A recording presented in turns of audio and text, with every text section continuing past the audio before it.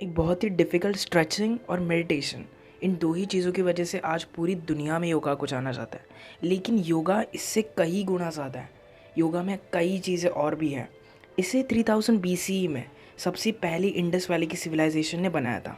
इसे way of life कहा जाता है क्योंकि इसमें जीवन के शुरू से अंत तक क्या करना चाहिए और क्या नहीं, इनकी सारी चीज़ों के बारे में इंक्लूड किया गया है। इन एडवांस सिविलाइजेशन में हड़प्पा और मोहनजोदड़ो जैसे बड़े नाम आते हैं। लेकिन फिर भी एक क्वेश्चन है कि हमें ये क्यों जानना चाहिए।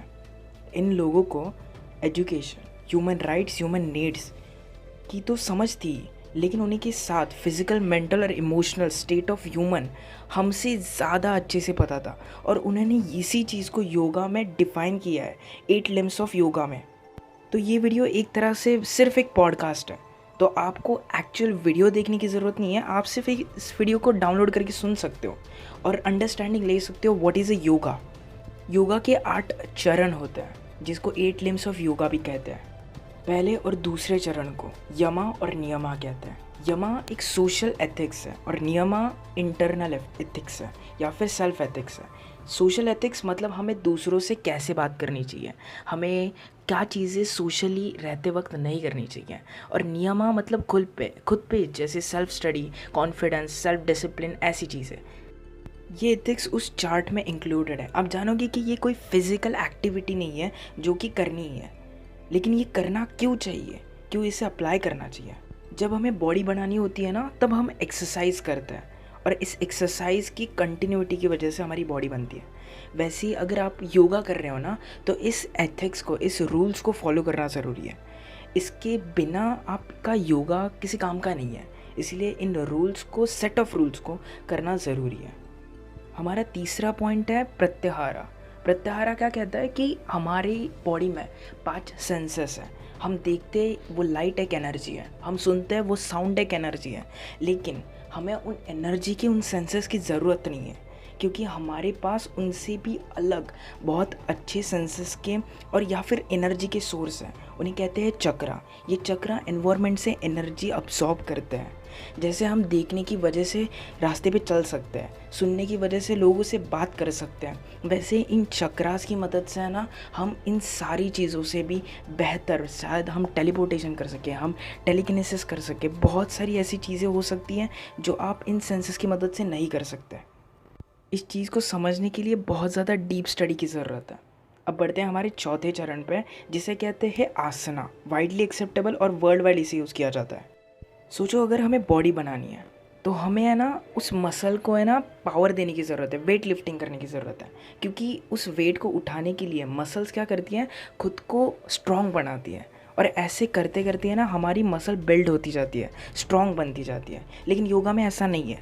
योगा सिर्फ मसल्स के लिए नहीं बना, योगा बोन्स और वेन्स के लिए भी, इन तीनों चीज़ों को इंक्लूड करती है। और योगा इन सारी तीनों चीज़ों के साथ फिज़िकल एक्टिविटीज़ पे फोकस करती है।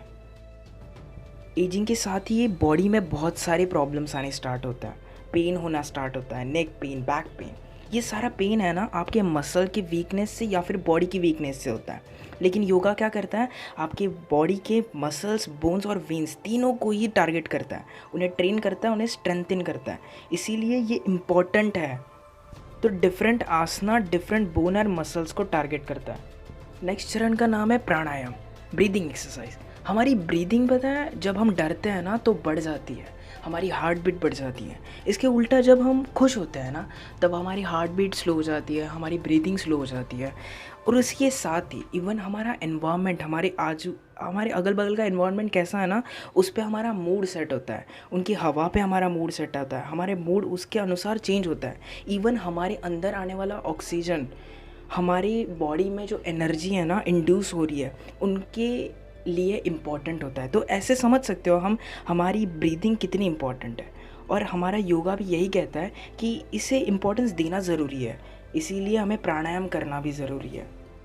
नेक्स्ट मोस्ट इम्पॉर्टेंट और वाइडली एक्सेप्टेबल चरण का नाम है ध्यान, मेडिटेशन। हमारे 5 सेंसेस जो है ना, हमारे ब्रेन को बहुत ज़्यादा कंजस्टेड, ओवरलोडेड रखते हैं। ये चरण क्या कहता है कि इन सेंसेस को बंद करो और हमारे काम को फोकस करने के लिए, कंसंट्रेट करने के लिए एक चीज़ पे फोकस करो। इन सारी चीज़ों को बंद कर दो पहले तो। हम उसे किसी के साथ भी कर सकते हैं। इसकी डबल और ट्रिपल प्रैक्टिस के बाद है ना, हमें आदत पड़ जाती है काम बिहेवियर की, कॉन्सेंट्रेटेड बिहेवियर की, और इससे है ना हमें लॉन्ग टर्म फ़ायदे होते हैं। इसी के एडवांस वर्जन के बारे में अभी मैं बताने, ये वाइडली यूज़ की जाती है, लेकिन अगर इसके सुपर वर्जन को देखना है ना तो उसे कहते हैं धारणा। इसमें हम क्या करते हैं, उन 5 सेंसेस की जब हमें पूरा कंट्रोल समझ में आ जाता है ना, तब एक पर्टिकुलर थिंग पे हम जब फोकस करना जानते हैं, कंसंट्रेट करना जानते हैं, तो इन 5 सेंसेस को पूरी तरह से यूज़ करके उस एक चीज़ पे फोकस करते हैं, जिसकी वजह से प्रोडक्टिविटी जो पहले 1x थी वो 3x 4x 5x हो जाती है। तो इसका सबसे ज़्यादा अच्छा बेनिफिट हमें ही होता है। तो ये माइंड गेम है और इसे अंडरस्टैंड करना बहुत ज़्यादा इंपॉर्टेंट है। अब लास्ट चरण, 8वें चरण का नाम है समाधि।